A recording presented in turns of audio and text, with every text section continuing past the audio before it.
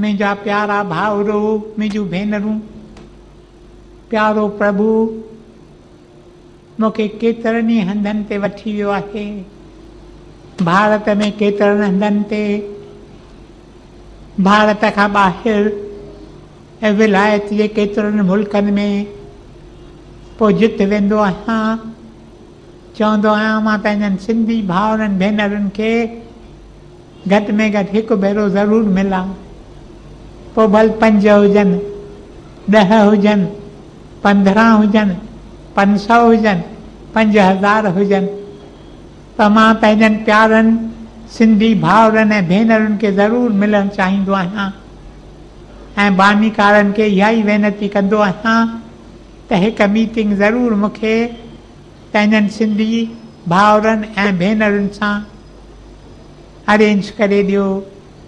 मुंहिंजा प्यारा भाउरो मुंहिंजूं भेनरूं, ऐं पोइ मां जॾहिं खेनि मिलंदो आहियां त पहिरीं वेनती जा संदनि चरणनि में रखंदो आहियां।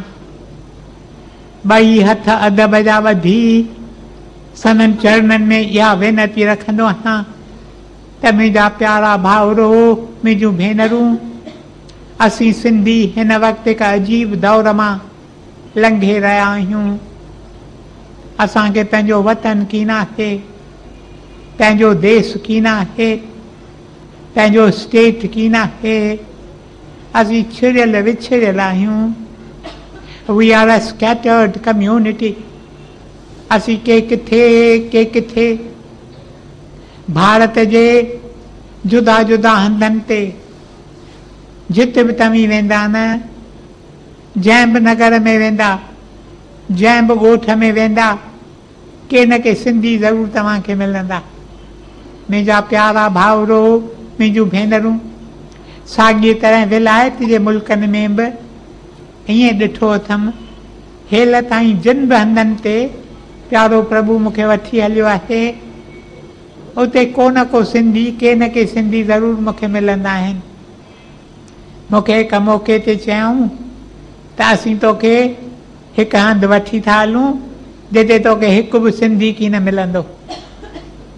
विलायत में अमेरिका में आइलैंड्स थींदा आहिनि, उन्हनि मां हिकु आइलैंड आहे सेंट जॉन।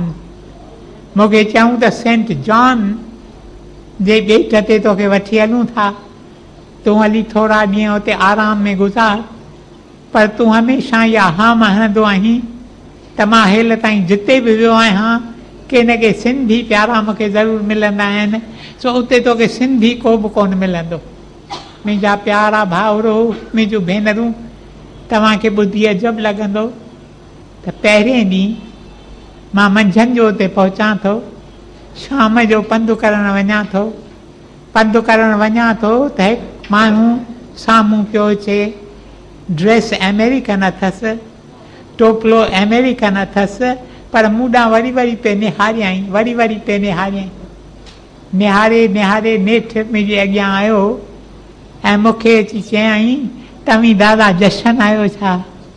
मुंहिंजा प्यारा भाउरो मुंहिंजूं भेनरूं, मूं त चयो ई त मुंहिंजो सिंधी भाउ आहे। तॾहिं मूं पुछियोमांसि, तव्हीं बि मूं वांगुरु अॼु हिते आया आहियो छा?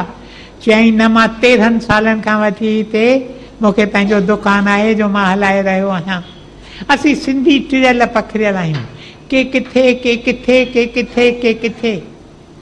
जेकॾहिं का बि ॻाल्हि असांखे कठो करे सघे थी, जेकॾहिं का बि ॻाल्हि असांखे मदद करे थी हिक ॿिए खे सुञाणण जी, if there is one thing that will help us to retain our identification, if there is one thing that will help us to know each other, it is our language. उहा अथव असांजी ॿोली। ॿोलीअ द्वारा असीं हिक ॿिए खे सुञाणे सघंदासीं।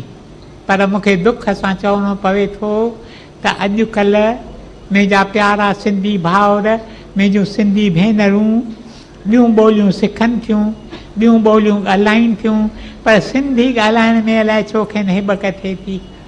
इन करे पहिरीं वेनती मुंहिंजी तव्हांजे चरणनि में आहे, इहा सिंधी ॿोलीअ खे ज़िंदा रखो। अॻे त मां वेनती कंदो हुउसि त माइटनि जो फर्ज़ु आहे त पंहिंजनि ॿारनि खे सिंधी ॿोली लिखणु पढ़णु सेखारीनि। हींअर